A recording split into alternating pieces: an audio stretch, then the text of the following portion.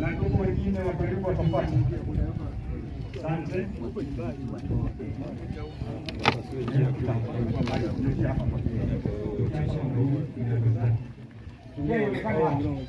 Wakikata kona pita hapo warudi tunafuatilia. Mnaweka mnarudi. Huko. Kama wengine wako huko mnaweza kupita hapo. Mmoja mchukue hapa. Wengine mnako huko. Chukueni hapo, alafu nakata kona mnarudi tunafuatilia. Namna hiyo. Wamama wakisha tunaendelea na wababa. Wapo kaka zake wakubwa na wadogo marehemu. Wapo watoto, hapo ndugu mbalimbali watapata hapo baada ya wamama. Wimbo adui wake